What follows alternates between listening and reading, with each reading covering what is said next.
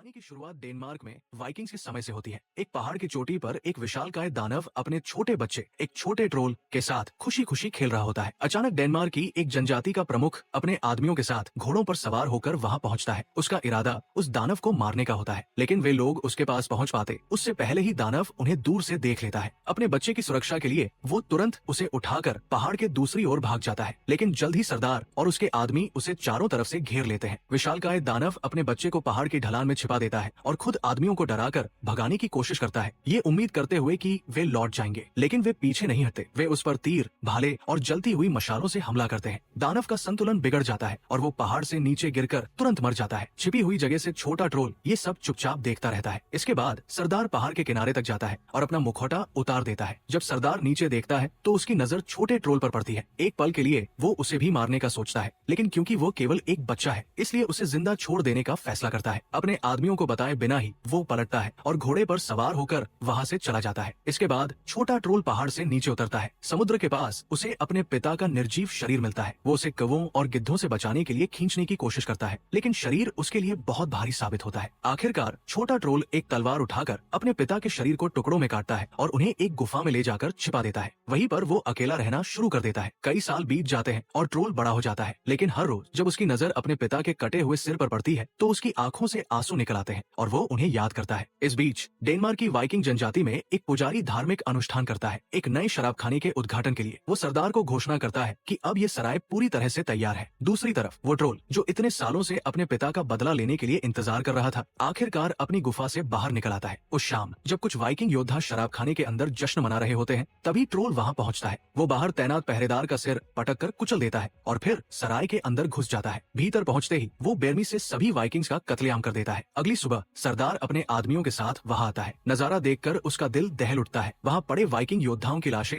हर तरफ बिखरी होती है। वे सब रात भर वही रुके हुए थे और किसी ने उन्हें बर्बरता पूर्वक मौत के घाट उतार दिया था। सरदार गुस्से में अपने कमांडर से पूछता है, जब ये सब हुआ तुम कहाँ थे? कमांडर जवाब देता है, मैं गांव में था। कुछ नौजवान यहाँ पीकर रुक गए थे, लेकिन मुझे नहीं पता उन्हें इतनी बेरमी से किसने मारा। हैरानी की बात ये थी कि न तो किसी औरत को छुआ गया और न ही किसी बुजुर्ग को। ये सुनकर सरदार बेचैन हो उठता है। इसके बाद कहानी का रुख बदलता है और नजर जाती है गेटलैंड के वाइकिंग्स पर, जिनके नेता है लियो, एक मशहूर वाइकिंग योद्धा। जैसा कि हमेशा होता है, लियो और उसके वाइकिंग साथी अपने जहाजों पर सवार होकर लूटपाट और हमले के लिए निकलते हैं, लेकिन सफर के दौरान भीषण ठंड उन्हें डेनमार्क के पास रुकने पर मजबूर कर देती है। उधर उसी रात डेनिश सरदार अपने पहरेदार के साथ पहाड़ के पास पहुंचता है और ऊंची आवाज में ट्रोल को ललकारता है, लेकिन जैसे ही वो कुछ कदम आगे बढ़ता है, अचानक ट्रोल पीछे से निकलता है और पहरेदार के सिर पर जोरदार वार कर देता है, जिससे वो वही ढेर हो जाता है। दूरी से ये देखकर सरदार तलवार लेकर उसकी ओर दौड़ पड़ता है, मगर उससे पहले ही ट्रोल भाग निकलता है। सरदार उलझन में पड़ जाता है कि आखिर क्यों ट्रोल कभी सीधे उससे नहीं लड़ता और हर बार उसके सिपाहियों को मारकर भाग जाता है। अगली सुबह पूरे कबीले को उस जगह इकट्ठा किया जाता है जहां हत्याएं हुई थी। सरदार की पत्नी दुख और गुस्से में कहती है, हमारे कितने ही वाइकिंग मारे जा चुके हैं, उनकी विधवाओं का अब क्या होगा? अगर यही हाल रहा तो जल्द ही गांव में सिर्फ विधवाएं ही बचेंगी। सरदार चुप रह जाता है। उसके पास न कोई जवाब था, न ही कोई हल। शर्म के कारण सरदार चुप ही रहता है। बाद में उसकी पत्नी गांव से बाहर पहाड़ पर अकेली रहने वाली महिला लीना के पास जाती है। वो उससे पूछती है, तुम मौत को आने से पहले देख सकती हो, मुझे बताओ क्या मेरा पति भी उसी तरह मरेगा? लीना ठंडी नजर से देखती है और जवाब देती है, तुम सबने मुझे समाज से निकाल दिया था,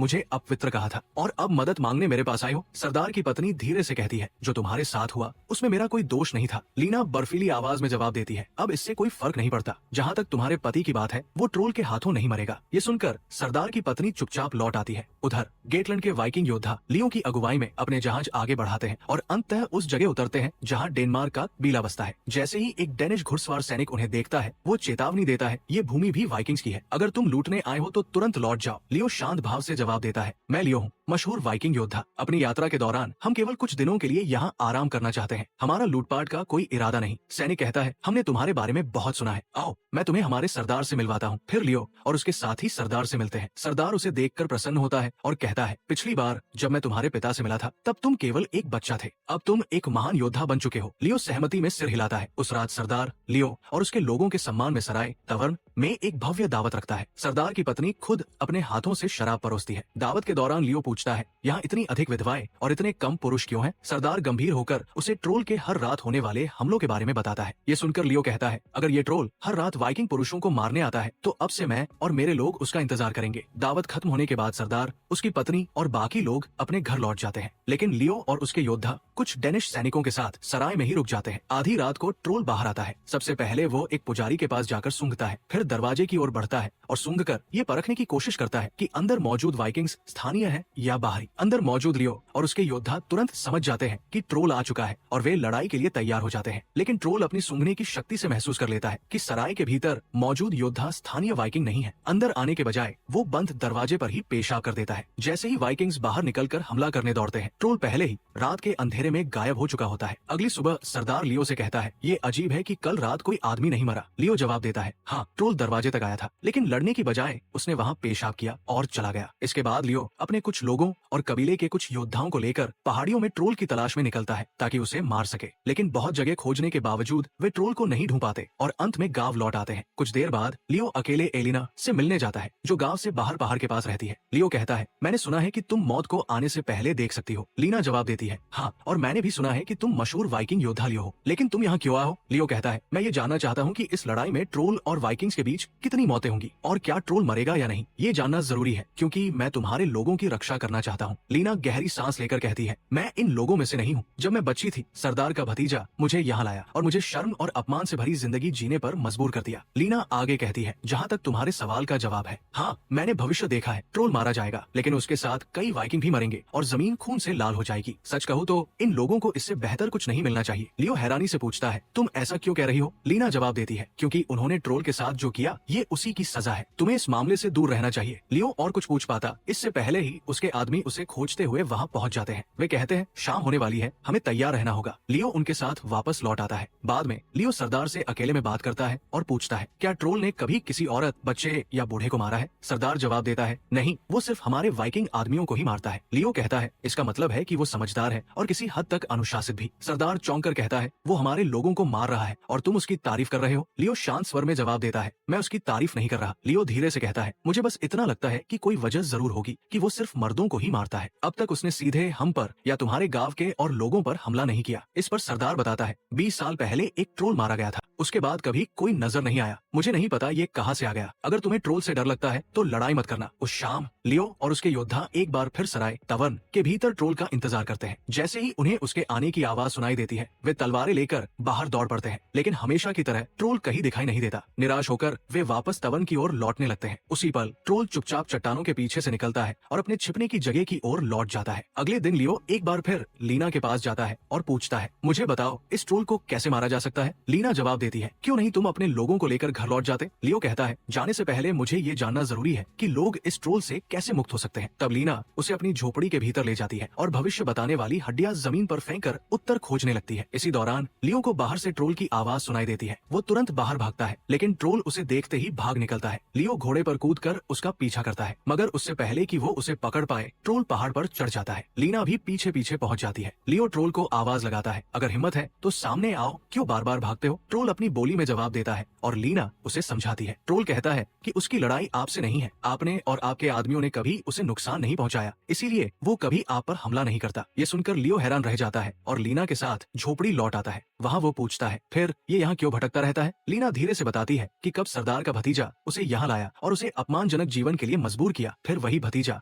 उसके बिस्तर में मर गया। लोगों ने उसे ही उस मौत का दोषी ठहराया और गांव से निकाल दिया। तब से वो यही अकेली रहती है। पहले कई वाइकिंग पुरुष हर रात आकर उसे अपमानित करते थे, पर जब से वो ट्रोल दिखाई दिया, किसी की हिम्मत नहीं हुई, इसलिए वो ट्रोल को मारने में उनकी मदद नहीं करेगी। बेचारा ट्रोल पहले ही बहुत कुछ सह चुका है। ये जानने के बाद लियो वापस सरदार के पास जाता है और कहता है, लीना के जरिए मैंने ट्रोल से बात की। उसने बताया कि वाइकिंग्स ने उसके साथ बहुत निर्दयता की थी, इसी कारण वो बदला ले रहा है। ये सुनकर सरदार असहज हो उठता है और कहता है, इस बारे में मैं तुमसे बाद में बात करूंगा। लियो जैसे ही अपने आदमियों के पास लौटने लगता है, वो देखता है कि कुछ बच्चे एक अपाहिज आदमी को बेरहमी से पीट रहे हैं। लियो तुरंत बच्चों को भगा देता है। तब वो आदमी कहता है, मेरे पिता ने उस ट्रोल के पिता के खिलाफ युद्ध किया था, इसीलिए उस ट्रोल ने मेरे परिवार के सभी मर्दों को मार डाला। मुझे पता है कि वो कहाँ रहता है। तुम और तुम्हारे योद्धा वहाँ जाकर उसे खत्म कर सकते हो। ये सुनकर लियो और उसके योद्धा उस अपाहिज आदमी की अगुवाई में नाव से पहाड़ की ओर निकल पड़ते हैं, जहाँ ट्रोल की गुफा है। किनारे पर पहुंचकर वे पहाड़ पर चढ़ते हैं और अंततः गुफा का एकमात्र द्वार खोज लेते हैं। एक वाइकिंग नीचे उतरने की कोशिश करता है, लेकिन उसका पांव फिसल जाता है और साथ ही उसे खींचकर ऊपर चढ़ा लेते हैं। इसके बाद किसी में गुफा में जाने की हिम्मत नहीं होती। वे सब गुफा के द्वार पर पेशाब कर मजाक उड़ाते हैं और फिर नाव की ओर लौटने लगते हैं। तभी अचानक पानी के भीतर से छिपा हुआ ट्रोल बाहर निकलता है और उस वाइकिंग पर झपट पड़ता है जिसने गुफा के पास पेशाब किया था, उसे मार डालने की कोशिश में। लेकिन उसके साथ ही तुरंत तलवारें निकालकर वार करते हैं, जिससे ट्रोल को पीछे हटना पड़ता है और वो पानी में दुबक जाता है। इस तरह वाइकिंग की जान बच जाती है। इसके बाद पूरा दल सराय टैवर्न लौट आता है और पूरी रात इंतजार करता है कि ट्रोल वहां आएगा, लेकिन इस बार ट्रोल हिम्मत नहीं करता अंदर घुसने की। अगली सुबह लियो बाहर निकलता है तो देखता है कि वही अपाहिज सैनिक जिसने उन्हें गुफा तक का रास्ता दिखाया था, ट्रोल द्वारा बेरमी से मारा जा चुका है। ये देखकर लियो और वाइकिंग्स स्तब्ध रह जाते हैं और तय करते हैं कि अब वे दोबारा ट्रोल की गुफा जाएंगे। इस बार वे रस्सियों की मदद से गुफा के द्वार तक पहुंचते हैं। अंदर जाकर उन्हें अजीबोगरीब चीजें बिखरी हुई मिलती है। तभी एक वाइकिंग ट्रोल के पिता की खोपड़ी उठाता है, उसे तोड़ देता है और उस पर पेशाब कर देता है। उस समय ट्रोल वहाँ मौजूद नहीं होता, लेकिन जैसे ही वो लौटकर टूटी हुई खोपड़ी देखता है, तुरंत समझ जाता है कि उसकी गुफा में कौन घुसा था। अपने पिता का अपमान देखकर ट्रोल क्रोध से पागल हो जाता है। उसी शाम जब वाइकिंग्स शराबखाने टैवर्न के अंदर गहरी नींद में सो रहे होते हैं, ट्रोल उन पर भीषण हमला कर देता है। सबसे पहले वो उसी योद्धा को पकड़ता है जिसने उसके पिता की खोपड़ी तोड़ी थी और उसे बेरमी से मार डालता है। ये देखकर अफरा-तफरी मच जाती है। लियो तुरंत तलवार उठाकर ट्रोल से भिड़ जाता है, लेकिन जल्दी ही समझ जाता है कि उसकी ताकत ट्रोल के सामने बहुत कमजोर है। ट्रोल जब छत तोड़कर भागने की कोशिश करता है तो लियो पूरी जान लगाकर उसके पैर पकड़ लेता है और नीचे खींच लेता है। फिर वो भारी लोहे की जंजीर उसके हाथ में लपेट देता है ताकि किसी भी हाल में वो छूटकर भाग न सके। गुस्से में ट्रोल लियो के चेहरे पर जोरदार मुक्का मारता है और पूरी ताकत से छूटने की कोशिश करता है, लेकिन उसका हाथ लोहे की जंजीर में फंस जाता है। तभी एक वाइकिंग उस पर तीर चलाता है, मगर ट्रोल उसे झटककर दूर फेंक देता है। इससे पहले कि बाकी वाइकिंग्स हमला कर पाते, ट्रोल अपनी ही कलाई काटकर जंजीर से मुक्त हो जाता है। खून की धार बहती हुई वो समुद्र की ओर भागता है, मगर दूर तक नहीं जा पाता। किनारे पर गिरकर तड़पते हुए उसकी जान निकल जाती है। तभी अचानक कोई अदृश्य शक्ति उसके निर्जीव शरीर को पकड़कर गहरे समुद्र में खींच ले जाती है। अगले दिन वाइकिंग्स अपने मारे गए साथियों का शोक मनाते हैं और उनकी चिता जलाते हैं। इसी दौरान लियो मुखिया की ओर मुड़कर कहता है, तुमने मुझे आधा सच ही बताया था, अब जबकि ट्रोल मर चुका है, कम से कम अब तो मुझे पूरी सच्चाई बता दो। चीफ ने स्वीकार किया कि उन्होंने सालों पहले बिना किसी कारण ट्रोल के पिता को मार डाला था और अब वही पाप उन सब पर भारी पड़ रहा है। ये सुनकर लियो बोला, तुम्हारी इसी सोच की वजह से एक निर्दोष की जान गई, लेकिन ये ट्रोल तुम लोगों जैसा नहीं था, उसने कभी भी किसी बेगुनाह को नुकसान नहीं पहुंचाया। चीफ शर्म से सिर झुका लेता है। उस रात वाइकिंग्स ने ट्रोल का कटा हुआ हाथ सराय में लटका दिया और जश्न मनाने लगे, ये मानकर कि अब ट्रोल हमेशा के लिए मर चुका है। उसके बाद उनमें से ज्यादातर लोग अपने घर लौट जाते हैं। लियो लीना से मिलने जाता है। वो उसे कहती है, जैसा कि मैंने कहा था, ट्रोल चला गया है, लेकिन तुम्हें अभी और घाव सहने होंगे। फिर वो अपना अतीत बताती है। कई साल पहले